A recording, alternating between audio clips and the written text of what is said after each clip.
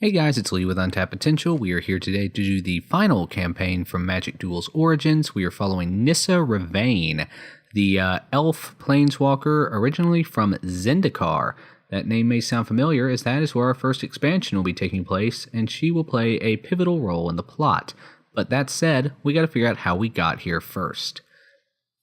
So let's get started. You have recurring visions that leave you with the unshakable feeling that there's a darkness hunting you. In an attempt to protect your tribe from whatever is after you, you flee Joraga territory. Not far outside the safety of the forest, you detect the unmistakable scent of vampires. Yeah, there's a lot of vampires on Zendikar, and Nissa has never gotten along well with them, which will actually create problems down the line, which I will explain later. But first things first, let's talk about what we're doing here. We have a 2-drop and a bunch of lands, but we also have a powerful 5-drop, so hopefully the opponent isn't going to focus on some sort of, say, small white weenie strategy that will cause us all sorts of trouble. And, not to give you a spoiler or anything, but that's exactly what they're doing. Nevertheless, we get a 2-3 down, which should help offset some of the early aggression from our opponent. They play a 1-1 that'll do damage every time they attack, and then they destroy one of our creatures since they now control 2 vampires. So that went badly. They also gained 4 life and then 2 more off their creature. And we have found nothing but land so far, aside from the card we drew this turn, which is Primal Bellow, and useless if we don't have a creature to use ourselves. So we take a damage as our opponent attacks, and then 3 more from the combat itself. Then our opponent plays another creature that will get plus extra power as long as we are at 10 or less life, which with the field the way it is, will happen next turn. We go ahead and play a Grazing Elkheart here, which has a 2-2 with landfall, meaning that every time we play a land, we get its effect, and its effect is that we gain 2 life. We also managed to keep up our combat trick, which we're going to use here in order to get Child of Night off the field while keeping our creature alive. We don't want the opponent to gain too much more life.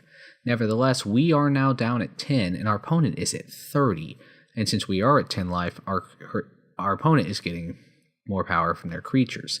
Fortunately, we gain another 2 life this turn with our landfall, and we don't have to worry about making our landfall trigger, as we definitely have enough lands for the next few turns. The opponent comes in with big attacks here, and we go ahead and eat 2 of his creatures, but he does get in for big damage once again, and now his creatures are back online. He plays another one of the creatures that damages us as we attack, but we finally manage to draw another one of Nissa's familiars to give ourselves another blocker. I consider attacking here, but realize that I can't afford to be playing around like this. I need to keep my defenses up.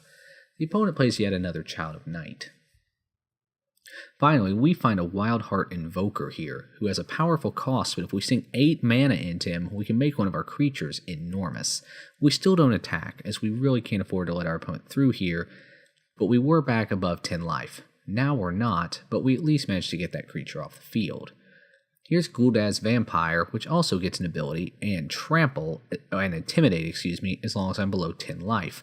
I can't let that happen, as Intimidate makes him effectively unblockable. So I go ahead and choose my creatures here. I choose wrong, so we're going to have our creature fight his creature, getting +2/+2. So we just go ahead and get that off the field right now.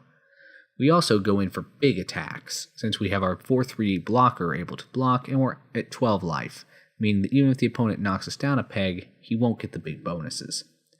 We also go ahead and eat one of his creatures, but Child of Night hits us for 2, putting us back at 10, and giving him another 2 life. Well, if you need to get land, this is the way to do it. We find Nissa's Pilgrimage, and I misclick, meaning I don't then get to add one to my hand. Yeah, I record these late at night. Can you tell? Anyway, we still gain 2 life though, and we attack with our Rhino, which can only be blocked by 1 creature at a time, meaning we're almost guaranteed to either get through or win the combat, since they can't do double blocks. And as they seem to have drawn a dead card here, we go ahead and play another creature. But if our opponent wants to go wide, so can we. We attack with the 4/3 here, and our opponent does take the opportunity to double block, which suits me fine, as the field is now clear for the rest of our attackers. The opponent does gain 2 more life off their Child of Night though. Another Pulse Tracker comes down, but like the 2 before it, we're in a good position to deal with this one, and another Wild Heart Invoker off the top will guarantee it. We attack with everything else here, and our opponent chooses to block. We reduce him to a quick 10 life points. We have knocked almost 30 off this guy so far, But as he finally gets nothing on his last turn, we sink all our mana into giving our creature 5/5 and trample, and get in for a massive swing to finally overcome the vampire horde. That one got scary for a while, but thanks to our landfall triggers, we got there. Though you repressed your elemental powers around the Joraga, now you let them flow. The stalking vampires will not bother you again. As your connection with the land deepens, you begin to understand that the darkness is not hunting you, it's calling you. There is a blight deep in the continent of Akum. That is where you must go, and that is where we will go. Stay tuned next time as we follow Nissa on her expedition to discover what is the dark heart of Zendikar.